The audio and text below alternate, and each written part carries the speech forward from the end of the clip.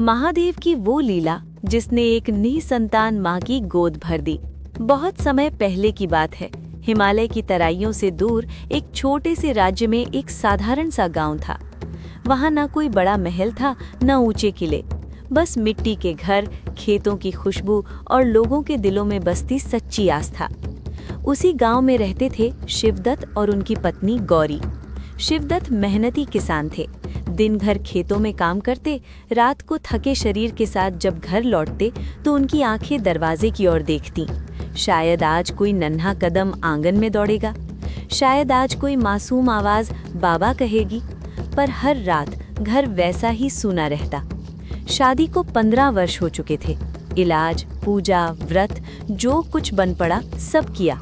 गांव के लोग ताने नहीं देते थे, पर उनकी चुप्पी भी बहुत कुछ कह जाती थी।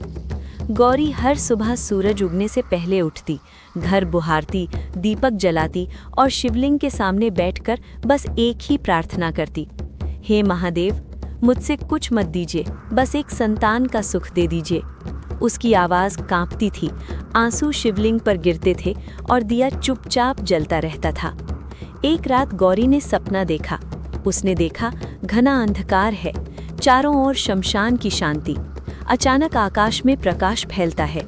त्रिशूल धारण किए, जटाओं में चंद्रमा, गले में वासुकी नाग, महादेव स्वयं प्रकट होते हैं। उनकी आंखों में करुणा थी। महादेव ने कहा, गौरी, तुम्हारा दुख मैंने सुना है, पर याद रखो, संतान केवल रक्त से नहीं, कर्म और करुणा से भी मिलती है। इतना कहकर महादेव मुस्कुराए और दृश्य लुप्त हो गया। गौरी की आंख खुली, पूरा शरीर कांप रहा था। वो समझ नहीं पाई ये वरदान था या परीक्षा।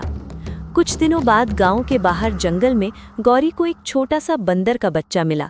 वो घायल था, डरा हुआ था और भूख से कांप रहा था। गौरी का हृदय पिघल गया। वो उसे घर ले आई। शिवदत्त ने पहले मना किया कि लोग क्या कहेंगे, पर जब उस बंदर के बच्चे ने डरते डरते गौरी की उंगली पकड़ ली, शिवदत्त की आंखें भर आईं। उसी दिन निर्णय हुआ कि हम इसे अपनी संतान की तरह पालेंगे। गांव ने बातें की, कुछ हंसे, कुछ ने ताने दिए।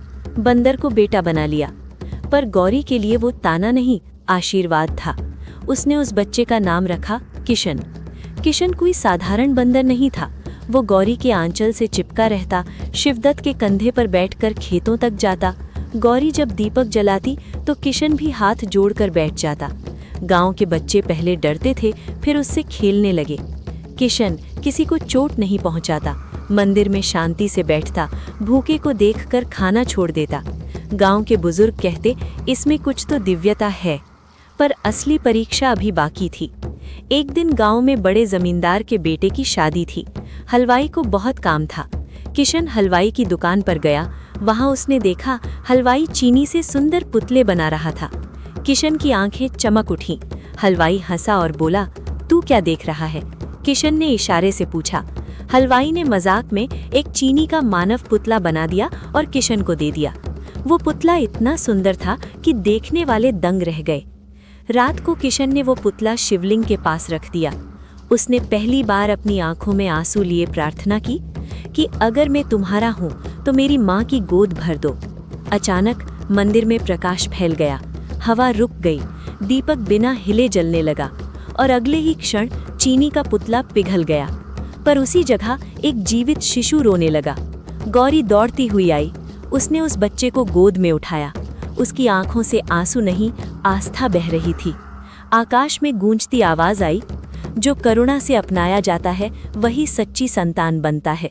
जिसने त्याग किया उसी की गोद भरती है। किशन मुस्कुराया और उसी क्षण उसका रूप बदलने लगा। वो धीरे धीरे हनुमान स्वरूप में विलीन हो गया। गांव के लोग स्तब्ध थे। शिवदत्त और गौरी भूमि पर गिर पड़े। आज भी वो मंदिर खड़ा है। लोग वहां जाते हैं और कहते हैं, महादेव खून नहीं देखते, भाव देखते हैं। ये कथा है करुणा की। ये कथा है महादेव की उस लीला की जिसने एक निसंतान माँ की गोद भर दी। अगर कथा ने आपके हृदय को छुआ हो तो हर हर महादेव लिखकर आस्था प्रकट करें।